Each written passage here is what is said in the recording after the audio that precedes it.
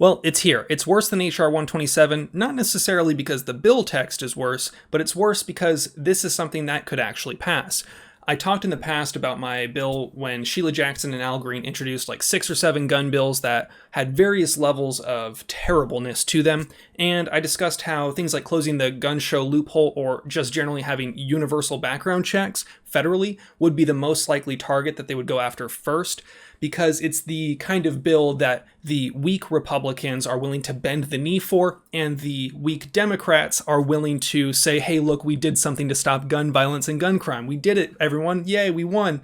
So we're talking about those bills today. Most importantly, though, we're going to talk about how we can continue to fight these, how you can contact your representatives, and what we need to do going forward. Before we get going, though, I do want to say thank you to the sponsor of this channel, shallnotcomply.com. Great people. Thank you, Johnny. Thank you, Emily. We got merch descriptions down below. But more importantly, though, if you're going to spend some money today, spend some money by donating to orgs like Gun Owners of America or Firearms Policy Coalition. Those are kind of my 2 big ones right now. Second Amendment Foundation is also an excellent one, but I would say Gun Owners of America and FPC are the 2 that I would say go ahead and donate some money to if you're looking to donate some money. So we shift over here to FPC's website if you want to look at some information about this. Basically, what's going to be happening? Universal background checks. These 2 bills would do 2 things for the most part. It would make it so that every private transfer of a firearm that's not to a direct family member, like in the state of California, I can gift one of these guns to a family member without going through a gun store for a short period of time, as long as they're a parent, grandparent, kid, grandkid, that kind of thing. Can't give it to your cousin, can't give it to your uncle, but direct up and down blood lineages, you can generally give a firearm to someone in the state of California. These bills are going to be covering that kind of thing. But conveniently, they're going to exempt law enforcement, military, and all kinds of other things. I've said it once and I'll say it again. Police exemptions for gun control bills are why the unions support them. If the police were not exempt from these, and if the unions did not support these gun control bills, we wouldn't have nearly as fucked up of a situation as we do in the state of California or federally.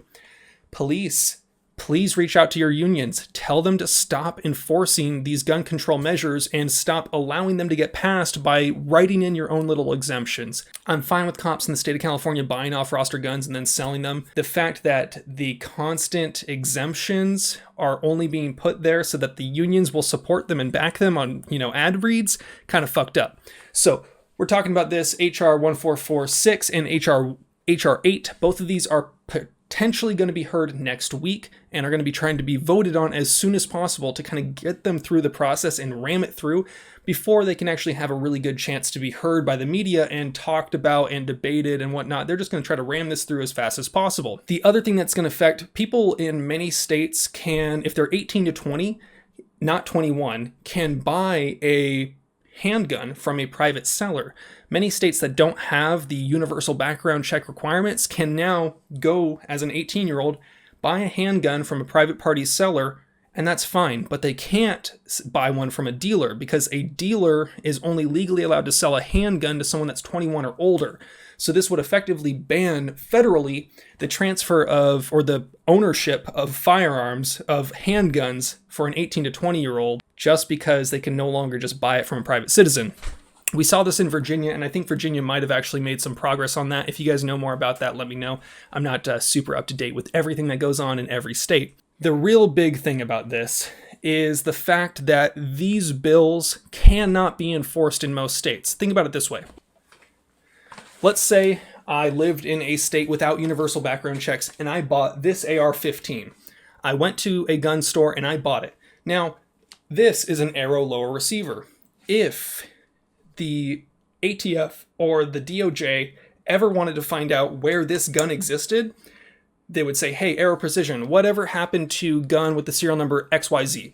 Arrow Precision says, hey, yeah, I sold it to this distributor. That distributor, they then go to that distributor and say, hey, distributor, whatever happened to Arrow Precision XYZ? They say, oh, I sold it to this FFL. They go to the FFL and they say, hey, let me see your logbooks. I want to see what you did with this lower. They say, oh, I sold it to John Smith in 2014. John Smith, then, they might go contact him. They might be able to go out and reach out and figure out where he lives and who he is. They find him. He says, oh, yeah, no, I got rid of that gun in 2015. I don't have it anymore. I don't have a record of who sold it. That gun, because it was never registered, because there was not universal background checks at the time, because there was no legal requirement for them to maintain documentation, this law cannot be enforced in a state that did not have registrations.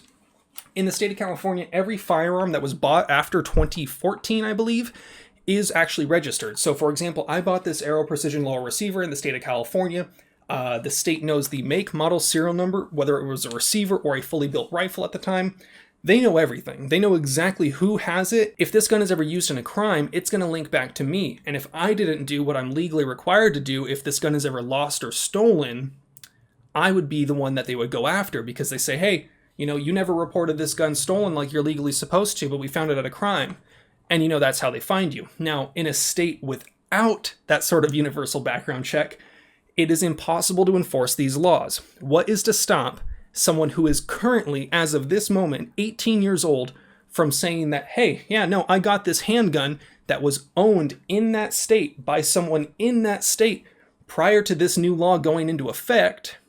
There's no way to track that they didn't gain possession of that handgun or of that firearm prior to the law going into effect, so you really can't enforce it. These laws are feel-good legislation at its finest, so they're really not going to do anything. Criminals have been getting firearms in illegal ways for decades. As long as firearms have existed, and as long as there has been prohibition of firearms from certain types of people, those people have and will continue to gain access to firearms. In the modern days of 3D printing, you truly cannot stop the signal, but let's talk about what we can actually do as far as stopping this bill. Now, it's really important to understand that if you go to places like Firearms Policy Coalition and they have these pre-made forms, do these, go ahead and spend the 3 minutes it might take to send one of these automatic letters. But what I'm going to ask you to do is spend the time to write your own letter to your own representative. Now, you might be asking, how the hell do I know who my representative is? I hope that you already know the answer to that question, but I'm going to leave links down below to the Senate and the House Representatives websites to where you can find out who you need to contact. Now, it seems as if last time when they introduced H.R. 8, the bipartisan background checks of 2019, that it was introduced by Mike Thompson. I'm sorry to inform you that Mike Thompson is actually my representative. I voted against him every chance that I could. However, here we are. I'm urging you to, in the future, if you live in Democratic states like California, like I do, try to convince your gun-owning friends who are Democrats, liberals, socialist, whatever it is. Encourage them to vote for a Republican solely to have a little bit more balance in the state of California. Whether or not they agree with the policies, that's a topic for a different day, but you can use these two websites to figure out who your state senate and your state representatives are. In addition to that, if you're in the state of California, I'm going to leave a link down here which will allow you to find out who your state assembly and state senators are for policies that affect us solely in the state of California. We will also be leaving links down below discussing these two bills, or the links down below showing the bill text of these two bills. But it's important to understand that these automatic emails, while they are helpful to an extent, because if 700,000 people use one of these automated emails, which I hope everyone that watches this video does use it, it kind of gets lumped into one letter and they just say, this is how many people signed off on it. It's important to contact your own senators and your own representatives, to contact them specifically with your own original writing and say, hey, I oppose this. It's going to be kind of like pissing in the wind when I contact Mike Thompson, but I'm going to happily piss in the wind this time, I guess. So you guys all know the drill. Have fun, be safe, stay dangerous. Peace.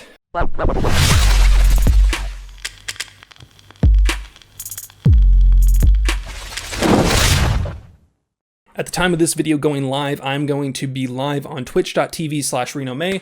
I'm just going to be working out in my gym, getting my fitness on, also going to be talking about guns, maybe doing a little bit of dry fire. Mostly if you just want to have a further conversation about what's going on right here and how we can stop it. I'm hopeful that with the very few pro-gun Democratic senators that we will be able to stop this, but it's going to take a lot of contact. It's going to take a lot of work. If you're in the state of California, please, I urge you to have real adult conversations with your friends and family about guns and how they are important. If you're in states like West Virginia, where Joe Manchin, is in charge, please contact him. Thank you, everyone, though. Twitch.tv/Reno May. Let's talk about it.